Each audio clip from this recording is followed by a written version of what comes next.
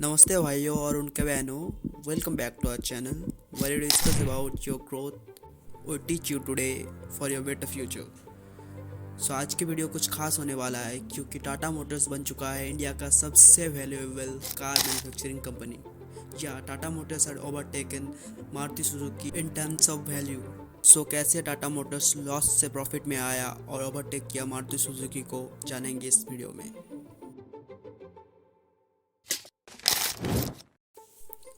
First thing first, let's talk about numbers. Tata Motors की stock price में almost 20% jump हुआ है लास्ट मंथ में, जिसे उन्होंने मारुति सुजुकी को मात दी है। अब ये तो आप बताए कि स्टॉक मार्केट थोड़ा सा सीली नहीं है, लेकिन हम ये नहीं डिस्कस करेंगे कि स्टॉक मार्केट में क्यों ये हरकतें हो रहे हैं। हम ये जानेंगे कि टाटा मोटर्स के इतने बड़े जंप के असली कारण क्या है।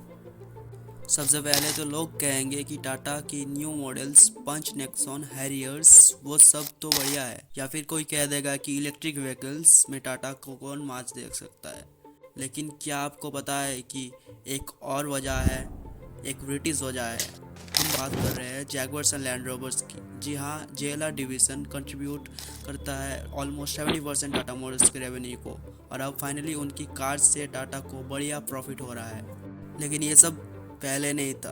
2018 से लेकर आज तक न्यूज़ आर्चिव्स में जाके अब देखो कि हर महीने में एक ना एक हेडलाइंस मिलेगा जहाँ पे जेएलआर को बेच दो लिखा था। Before I sit down, I just thought I'd share with you the experience I had with Jaguar Land Rover when we bought it. तो अब सवाल ये उठा है कि जैसे किया जेएलआर ने अपना कमबैक। ये सब 2008 में शुरू हुआ था, जब फाइनेंशियल क्राइसिस में पूरी दुनिया को छू रहा था, और इन क्राइसिस में जेएलआर यूके में ऑलमोस्ट बंद होने वाला था। इस वक्त टाटा मोटर्स ने देखा एक अपॉर्चुनिटी। उन्होंने अमेरिका एंड यूके में रिसर्च किया और पता चला कि जेएलआर के डीलर जेएलआर ब्रांड में बिलीव करता था और डिस्पाइट से फ्यू बैरियर्स, और फिर टाटा ने जेएलआर को एक्वायर किया।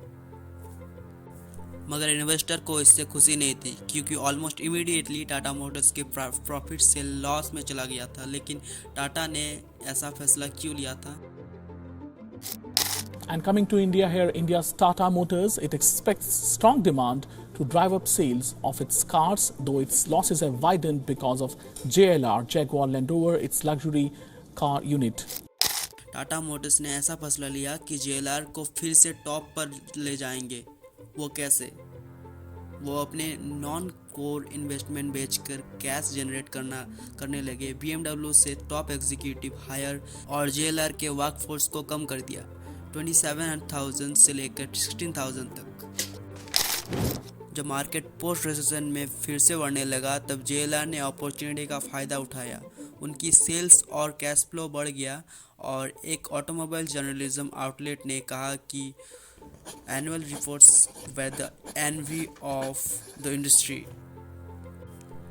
लेकिन फिर 2016 में एक एक्सटर्नल प्रॉब्लम आया। जेएलआर ने अपनी इंटरनल गलतियों को भी सामना किया। इंटरनल इश्यूज में एक्सपेंशन का झटका था। जेएलआर ने चाइना में एक फैक्ट्री सेट किया, लेकिन जॉइंट वेंचर्स रूट ने उन्हें नुकसान में डाल दिया। प्रोडक्ट क्वालिटी में कम होने से चाइनीज़ कस्टमर ने जेएलआर कार्स खरीदने से मना कर दिया।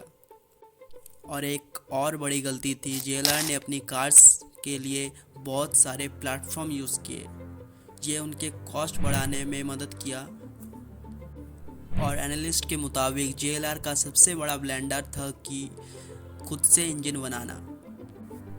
लेकिन अब लगता है कि जेएलआर ने आखिर में सुन लिया एक्सपर्ट्स की एडवाइस, ट्रिम द फैट।